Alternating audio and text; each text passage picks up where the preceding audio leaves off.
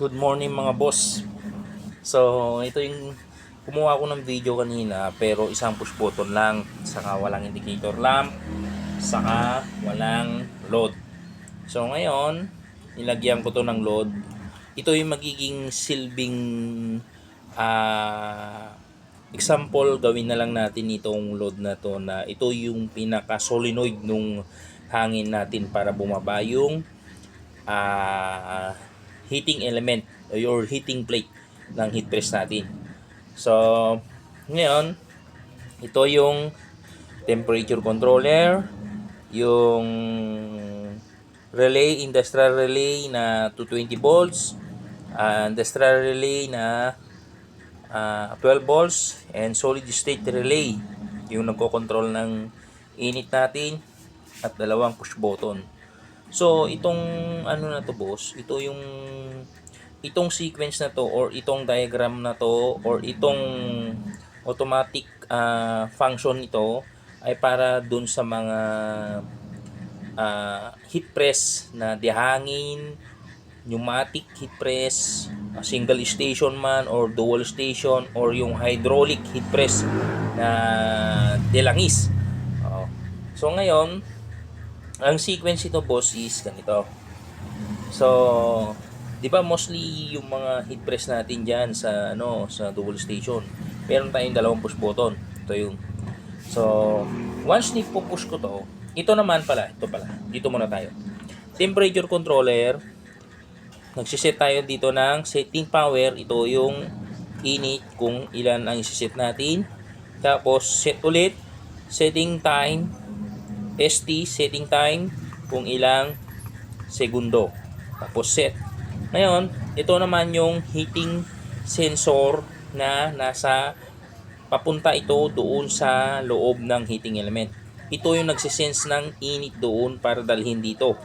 So, once na nakasense ng init to, bagyang aangat to. Okay? So, once na nasira itong sensor nito, magkakaroon ng error dito. Okay? Error. So, once na nagkaroon ng error dito at walang lumabas na number dyan, sira yung sensor natin. So, okay, i-ano ko muna yung kung paano ang working status nito, ang working sequence nito para maano natin, ma-address natin. Isasabihin ko mamaya kung ano yung mga troubleshoot kung nagkaroon man ng problema yung mga heat press nyo. Okay? Ito yung dalawang push button. Pupush ko to. Pag push ko nito, tatakbo yung time dito. So, iilaw ito. So, sabihin na lang natin solenoid. Bababa yung heating plate natin. So, push. Pack. Okay. Pag push ko nun, iilaw to. So, lagay muna natin doon. Ngayon, magta-time siya. Magta-time. Okay. After ng time, meron din tayong indicator lamp dito. Para ibig sabihin, nakikita natin na working yung sequence natin dito sa interlocking relay. Okay? Pagkatapos ng time, bibigyan niya ng signal to cut circuit. Ika-cut niya for reset circuit. Okay? Nag-reset siya. So, ito yung relay for interlocking para bumaba yung heat press natin, yung heating element or heating plate. Ngayon, ito naman yung relay, ang magiging trabaho naman nito is to reset the circuit. Pagkatapos ng time, magbibigay yung controller natin ng signal dito para i-reset lahat yung circuit. So, back to zero, mawala yung mga ilaw, lahat yan, pati ito. So, yung solenoid natin, sabihin na lang natin solenoid to. Yung solenoid natin, magde-de-energize yun, wala ng kuryente, papasok ulit yung hangin, off state, off position, aangat ulit yung heating plate. So, ayun. Ngayon, if ever na nagkaroon ng trouble, ayaw bumaba yung mga yung mga heat press nyo, ang unang yung isi-check is yung push button. Kahit anong push nyo, ayaw bumaba kasi yung isang linya niyan na papunta dito for interlocking nito, nag-series dito sa dalawang push button. So, i-check nyo yung normally open, kulay green, contact. Normally open dito. mas maganda may tester kayo para ma-check natin yung ano. So once na pinush mo yung dalawa diyan, pinush mo, tapos hindi gumagana yung circuit natin, either may sira dito sa push button. Isa lang ang mag-malfunction dito, hindi nagagana yan. So pwede ring ano, i-check din natin yung harness, baka may nginat-ngat ng daga, ganyan. Ito yung mga wiring natin. So number 2 na i-check nyo is yung relay din. Ito, pwedeng sira na yung relay, coil ng relay, kaya ayaw bumaba kasi ito yung nagpapa-interlock sa lahat para mag-interlocking yung circuit natin, tapos ikakat na lang ng time gamit yung isang relay.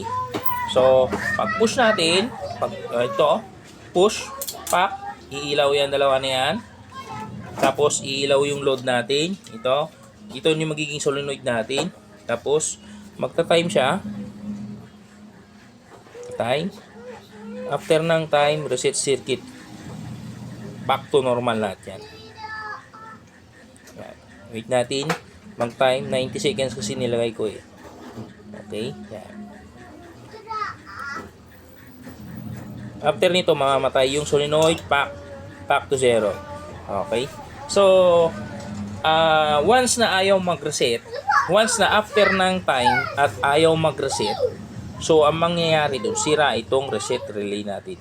Kung halimbawa ayaw mag-reset. Okay? Kasi mostly yung mga design niyan, dalawa yung relay. Okay? Ito naman, ang trabaho ng solid state relay natin, dito na-connect yung wire ng heating element natin. Isang linya. Ito yung magko-control ng init.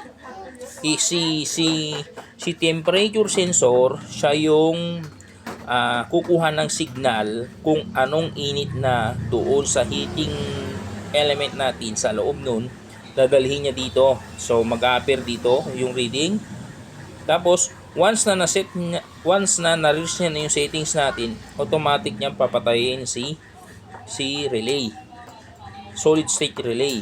Ngayon, once na bumaba naman yung settings natin, upon pressing, press tayo ng press, siyempre ang trabaho nito is to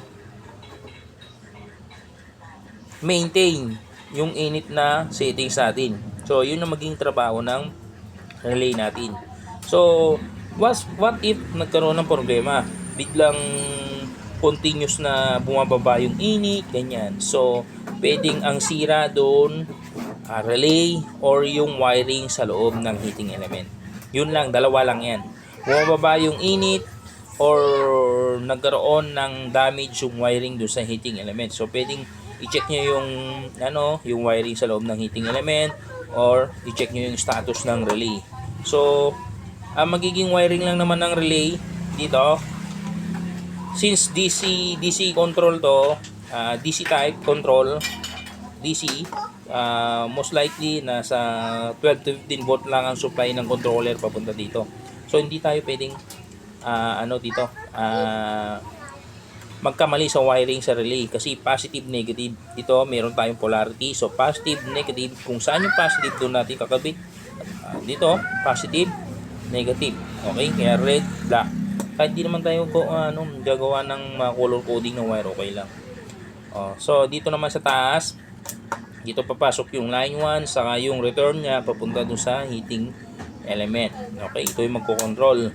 So, once na, katulad kanina, once na nag-interlocking, halimbawa meron pang isang option, pinush mo to, tapos umilaw naman lahat, pero okay naman yung relay, okay naman dito. So i-check nyo rin yung solenoid, wiring ng solenoid papunta doon sa kung saan siya nakakabit. Check nyo yung harness niya, kung baka may putol, ganyan, or pwedeng sira yung solenoid, ganyan, or may tagas na hose, yung pneumatic hose. Pag may tagas kasi yun, hindi siya bababa. Okay, kasi singaw lang. So, isang factor din yun. So, nag-reset. So, yun. Kapag nagkaroon ng problema yung nyo, panoorin nyo lang to. Magkakaroon na kayo ng idea kung paano nyo ayusin yung mga heat press. Thank you mga sir.